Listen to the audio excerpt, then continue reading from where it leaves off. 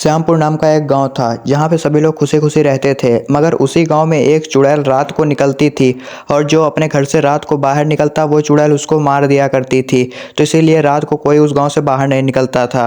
उस गांव में एक नया परिवार रहने आता है जो कि रामू नाम के आदमी का होता है। उसकी पत्नी भी उसके साथ में रहती है जिसका नाम सीमा होता है। सीमा एक दिन रात को बाहर निकल आती है, तभी वहाँ पे वो चुड़ैल उड़ती हुई आती है और वो चुड़ैल सीमा के पास में आती है और सीमा के अपनी जादुई तलवार मारने लगती है और सीमा उसी जगह पे गिर कर के मर जाती है।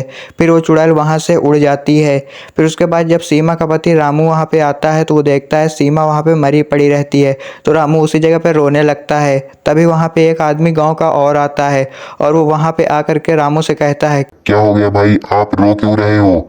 तो रामू उससे कहता है, पता नहीं किसने मेरी पत्नी को मार दिया है। तो वो आदमी कहता है, ये काम जरूर चुड़ैल का ही होगा। तो रामू कहता है, कौन सी चुड़ैल? तो वो आदमी कहता है, वही चुड़ैल जो रात को आती है और जो भी अपने घर से बाहर निकलता है उसको मार देती है। इसलिए गांव में कोई रात को बाहर नहीं निकलता है। तो रामू उससे कहता है, उससे छुटकारा पाने का कोई रास्ता तो होगा। तो वो आदमी कहता है, उसको सिर्फ और सिर्फ तांत्रिक ही मार सकता है, उसी के पास रास्ता है। तो फिर रामू तांत्रिक के पास में जाता है और तांत्रिक वहीं पे खड़ा रहता है। रामू उसके पास में जाता है और उसको सारी बात वहाँ पे जा कर के बताता है और तब वो तांत्रिक सारी बात सुनता है तो उससे कहता है, वो कोई साधारण चुड़ैल नहीं है, वो एक मायावी चुड़ैल है, उसको मारना इतना आसान नहीं है। तो रामू कहता है, आप मुझे बताइए, मैं उसे जरूर मारूंगा। तो तांत्रिक कहता है, सुनो, मैं तुमको 3 मंत्र बताता हूँ, जिसमें से पहले मंत्र से उसकी शक्तियाँ तुम्हारे ऊपर काम नहीं करेंगी, दूसरे मंत्र से उसकी तलवार तुम्हारे पास आ जाएगी और तीसरे मंत्र से उसकी तलवार गायब हो जाएगी और वो मर जाएगी। मगर उसके सामने ये मंत्र बोलना बहुत मुश्किल है, इसमें तुम्हारी जान भी जा सकती है।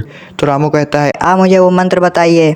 तो तांत्रिक उसे वो मंत्र बता देता है और वो उस मंत्र को याद करके वहाँ अपने घर के बाहर आ जाता है रात में। तभी वो चुड़ैल भी वहाँ आ जाती है और रामू पहला मंत्र पढ़ देता है और तभी वो चुड़ैल वहाँ पे एकदम शांति से खड़ी हो जाती है।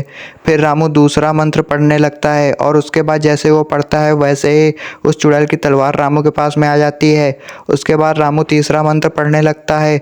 जब वो पढ़ता है तो वो तलवार गायब हो जाती है और वो चुड़ैल भी वहाँ से गायब हो जाती है। फिर उसके थोड़ी ही देर बाद वहाँ पे रामू की पत्नी सीमा जिंदा होकर वापस आ जाती है।